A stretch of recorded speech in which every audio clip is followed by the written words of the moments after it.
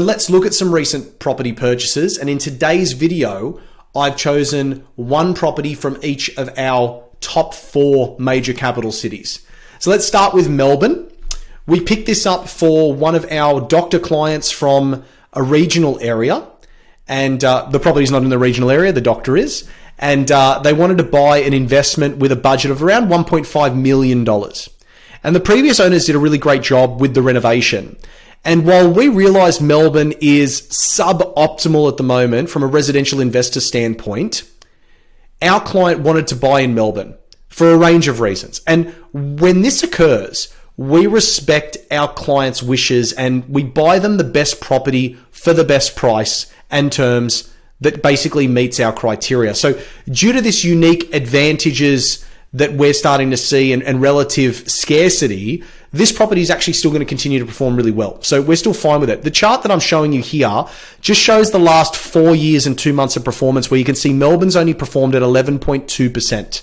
Okay, so 11.2% or a $78,000 increase, currently down 4% from the peak of the market back in March 2022. And then if you compare that to the rest of the combined capitals, the average has kind of been 31.5% or 200 plus K. So Melbourne's severely underperforming. But this is why, as I said, it's a late horse. It will take off. We're not ready yet, so don't jump the gun, but we'll tell you when we think we're ready to buy there. When you look at the property itself, it really is a great property, very rentable, great location, subdividable block, able to be converted into 4 townhouses. So it's definitely going to get some growth, and that's going to continue to reflect the value on this property over time. These are the kinds of properties that we buy for our clients to drive capital appreciation. This actually was a really good buy. So this is a different property, but it's a house that's about a block behind that last one I just showed you. And this was sold in November 2023 for $1.52 million, the exact same block size as what we just bought.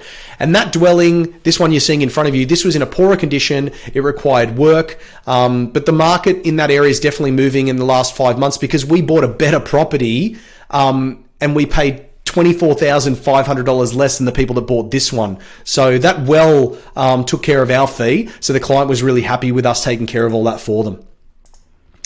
All right, let's keep going. So just back to that property in Melbourne, distance from the CBD here was 7 kilometers north of Melbourne CBD. Purchase price was $1,495,000. Rental estimate, $650 a week or 2.2%. Now this buyer did not plan on renting the property out, but because they've got living in the property, but because they have such a sizable deposit, their loan to value ratio was more attractive, which meant instead of a 2.2% rental yield, which is obviously below average, and Melbourne's notorious for having below average rental yields as well, their rental yield's probably going to be closer to 4% because they put a larger deposit down. And that larger deposit means they owe less, which means the income that they're getting is servicing a lower loan. So that means they've got more money in their back pocket. Why do we love this purchase? Top location. I mean, 7Ks north of Melbourne CBD, you can't go wrong. Low maintenance, above average rental yield based on the deposit amount that they're putting in, and owner-occupier appeal. So we really liked it. Now on to Perth. Like many of our Perth purchases recently, this is an off-market property. And I'm going to do a whole segment on off-markets because I feel like they've got this little halo around them that you need to buy off-market's the best. It's not the case, okay? But if you can look for the right off-market properties and you've got a really strict policy and criteria, you can choose some real gold sometimes. So the photos here really don't do it any justice, but rest assured, our clients that buy properties with us, they receive HD video and photos from our local team. And the reason we have to take the photos is because we buy these before a real estate agent hires a photographer to come in and take those photos. So the client really heavily relies on our team and what they see. This is the practice with all of our teams. They personally inspect every property, and we propose to our clients that they review those photos again and again and the videos, and if they need reshoots, we'll do them. But this is really to ensure no nasty surprises. And I shudder to think about the fact that it seems kind of common practice for many buyer's agents now, and I use the term buyer's agents loosely because some of these people, it just boggles my mind. But to purchase properties, they're doing it over the phone. And what they do is actually have the real estate agent selling the property, who's obviously got a conflict of interest. They get the real estate agent to take the video. They send the video to the buyer's agent, And then the buyer's agent forwards it onto their client to say, look at this property my team checked out there. But they don't actually have anybody on the ground there. So this is a huge no-no for us. Huge no-no.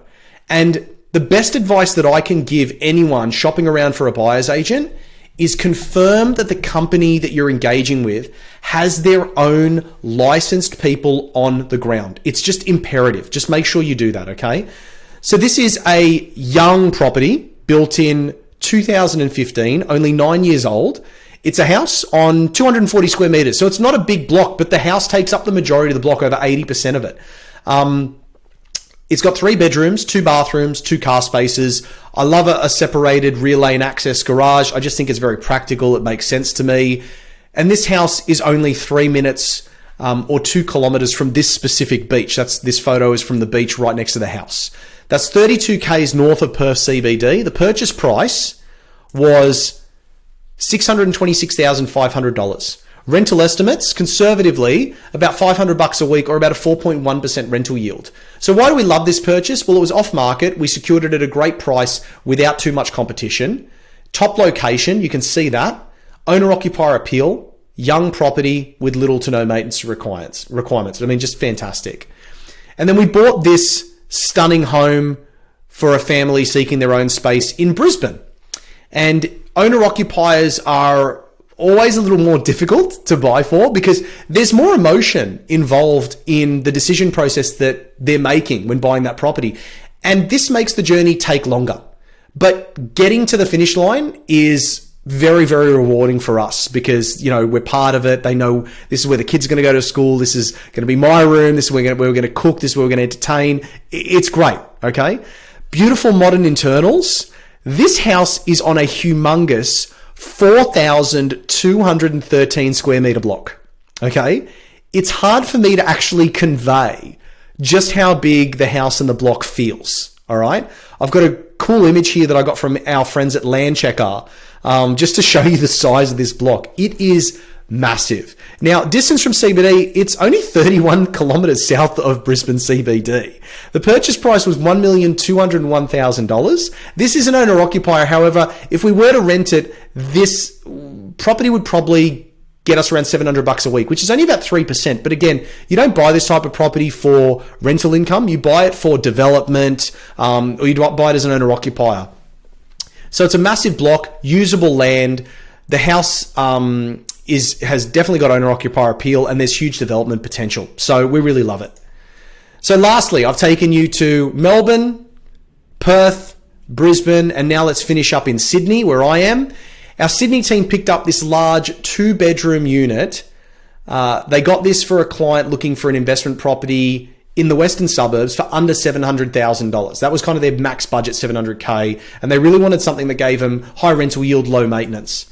And this unit is situated in an estate that was built during the Sydney Olympic Games. And they built these to house the excess of athletes and journalists that they actually had in the area, which is probably why it's conveniently located less than 2 kilometres from Sydney Olympic Park.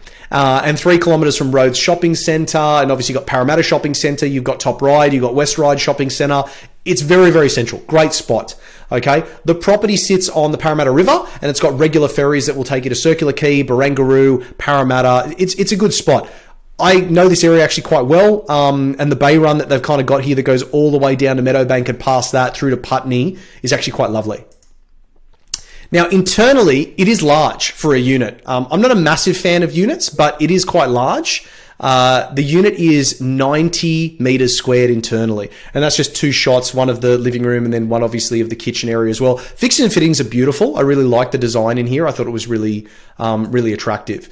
Our clients are thrilled with the outcome for this purchase, as the property's already increased in value by $45,000 in less than 2 months, because a similar unit in the same block sold for $730,000 after our purchase only a couple of weeks, okay, in the same building. So really, really proud of that. We bought it for $685,000. So 45K increase already. Really happy. Strata's low, about $1,000 per year. 15 kilometers west of Sydney CBD, $685,000 purchase price, $725 per week or 5.5% rental yield.